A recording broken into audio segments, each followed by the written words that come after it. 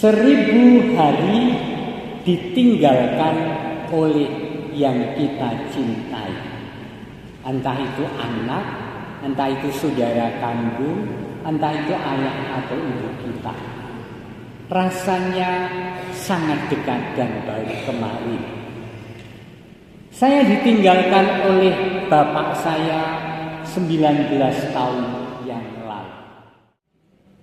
Apa yang kau alami kini mungkin tak dapat engkau mengerti. Satu hal tanamkan di hati, indah semua yang Tuhan beri. Tuhanmu tak akan memberi ular berbisa pada yang minta roti. Cobaan yang engkau alami tak melebihi kekuatanku. Tangan Tuhan sedang merenggang suatu karya yang agung mulia. Saatnya kan tiba nanti, kau lihat pelangi kasih-Nya.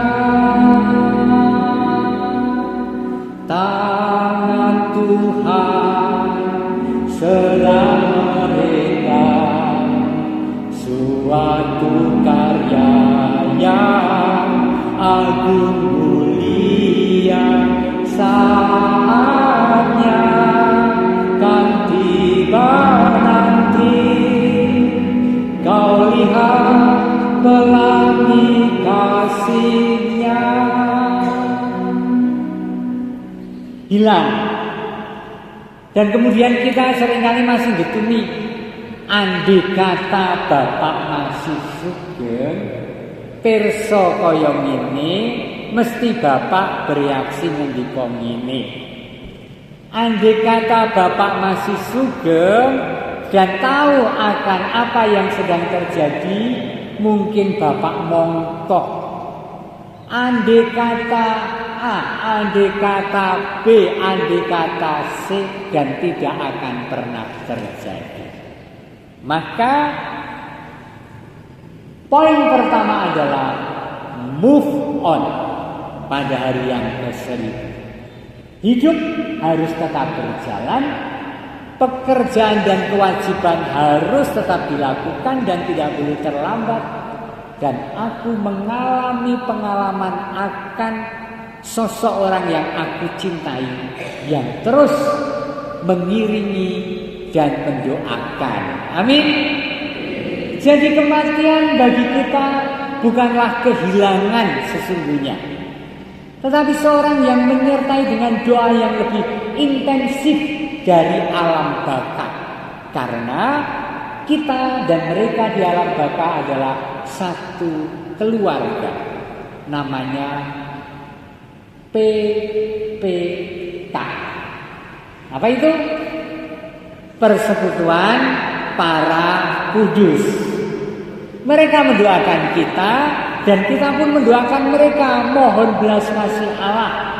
Karena gereja Katolik mengimani, mendoakan mereka yang sudah dipanggil Tuhan sungguh bisa menjadi silih bagi dosa-dosanya waktu di dunia.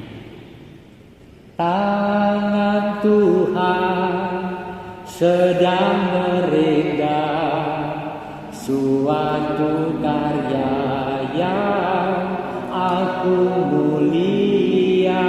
Saatnya kan tiba nanti, kau lihat pelangi kasih-Nya.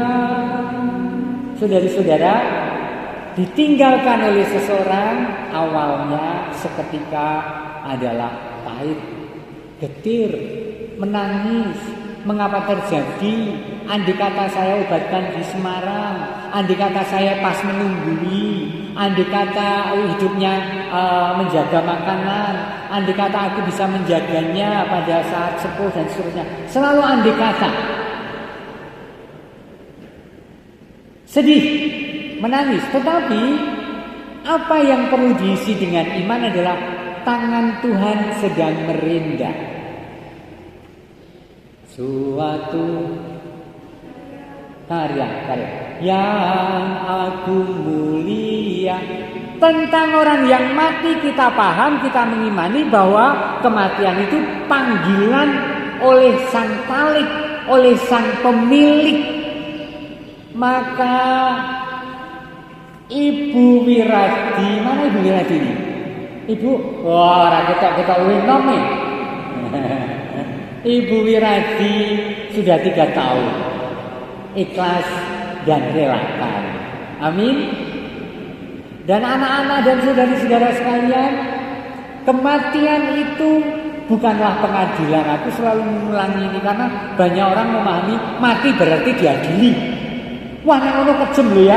Kamangka Gusti yang diwartakan oleh Injil, oleh kitab suci, oleh kita adalah Allah yang mencintai, Allah yang berbelas kasih, Allah yang merengkuh, Allah yang mempersiapkan tempat di surga, Allah yang mengampuni. Maka kematian Bapak Wiradi adalah kegembiraan bagi Bapak Wiradi berjumpa dengan Tuhan yang penuh belas kasih, yang tersenyum, yang kemudian merentangkan tangannya dan siap memeluknya dengan hangat, mengampuni dosanya.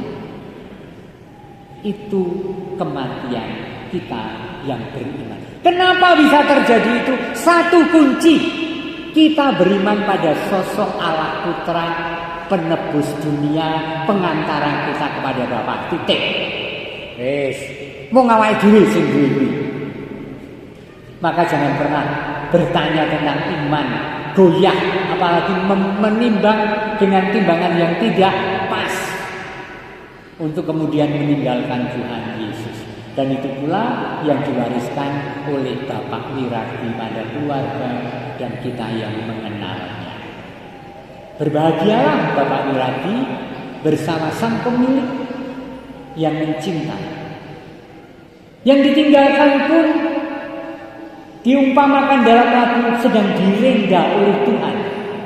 Direncana untuk menjadi sesuatu yang indah dari benang yang seksual dalam hidup. Karena Allah yang kita imani pastilah Allah yang bertanggung jawab mengambil miliknya yang sudah dimiliki oleh keluarga. Ya Allah akan campur tangan dalam hidup keluarga lebih daripada ketika masih mengutus seseorang untuk mendampingi, yaitu Pak Wiradi. Maka ayo kita arahkan hati kepada Allah. Dan hanya kuasa Allah yang terus-menerus menata hidup. Dan saya dengar kesaksian dari keluarga ini mengalami Allah yang sangat real dalam langkah-langkah kehidupan sehari-hari. Saya kira saya pernah mendengarnya dari Titin, cerita itu bahwa Allah itu hidup dalam diri saya. Dan kami bersyukur karena Allah itu selalu memberi jalan. Luar biasa. Bacaan pertama diambil dari kitab Kejadian. Kalimat pertamanya begini. Manusia manakah dapat mengenal rencana Allah? Tiba-tiba kaget bahwa seorang yang kita cintai dipanggil Tuhan. Dan kadang-kadang kita tidak siap. Kemarin saya tadi malam bisa diperiksa bapaknya Pak Agus Subroto. Bagaimana diceritakan ketika meninggal, masih sadar, doa bersama, sesudah doa langsung les. Semua kaget, walaupun yang mati senang, tetapi pasti ngegeti. Demikianlah hidup kita masing-masing. Tiba-tiba seseorang yang dekat dengan kita hilang, walaupun tidak hilang. Dan itu kebahagiaan dan Allah kemudian lebih intensif merencanakan. Maka firman Tuhan, manusia manakah yang dapat mengenal rencana Allah? Atau siapakah dapat memikirkan apa yang dikehendaki Tuhan. Rono, kita tidak bisa merancang hidup kita sampai kapan dan nanti matinya seperti apa. Ora ngerti. Romo Agus ora ngerti, kabeh wong ora ngerti. Pikiran segala makhluk yang fana adalah hina. Kita ngutak-utik menurut rancangan kita sendiri. Dan pertimbangan kami tidak tetap. Sebab jiwa dibebani badan yang fana dan kemah dari tanah memberatkan budi yang banyak berpikir. Dan Pak Wiradi dibebaskan dari itu untuk mengalami kebahagiaan yang lebih sempurna. Maka pada hari yang ke-1000 layaklah kita membangun semangat baru, mengenangkan kebaikan warisan teladan nasihatnya dan menghidupi dalam kehidupan sehari-hari, dan diantaranya adalah mengarahkan hati kepada Tuhan seperti pengalaman keluarga kita.